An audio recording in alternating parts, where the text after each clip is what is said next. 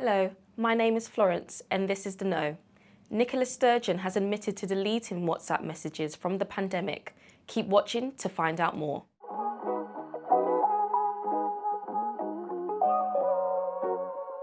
Former First Minister Nicola Sturgeon has appeared before the COVID inquiry for the second time.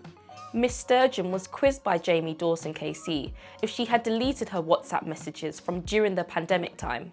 I was very thorough, and not just in the pandemic, but in all my work in government to ensure that things were appropriately recorded, but in line with the advice I'd always been given since my first day in government probably was not to retain conversations like that on a phone that could be lost or stolen and therefore not secure. But did you delete them? Yes. And as far as the other messages are concerned that you couldn't produce yourself between you and all these others, you deleted all of those as well? In the manner that and after the process that I have set out, yes. The former First Minister was asked about the Do Not Destroy email sent out during the COVID period in regards to keeping record of messages and notes. Do you recall receiving that email?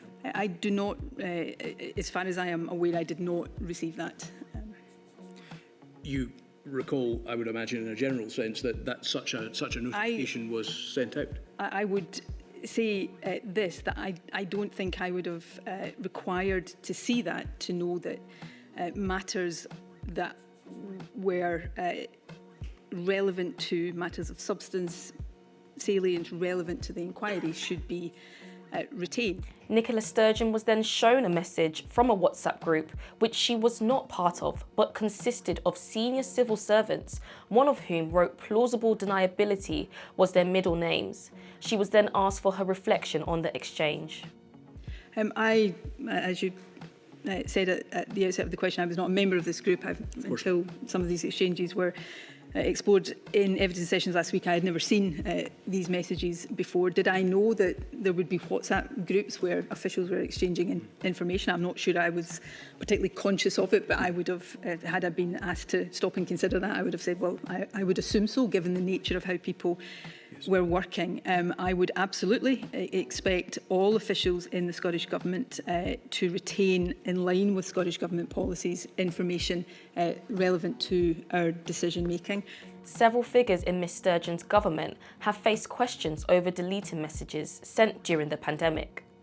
Nicola Sturgeon has admitted to not having retained the messages sent during that period, but has managed to retrieve copies and submit them to the inquiry. As the inquiry moved on, the King's Counsel asked the former minister if Boris Johnson was the right Prime Minister during the COVID period. It was suggested by a number of witnesses in Module 2 that the then Prime Minister, Mr Johnson, was the wrong Prime Minister for this crisis. Did you share that view? Yes. I'm risking here going further than I should and being reprimanded for sounding political. I'm not meaning to be.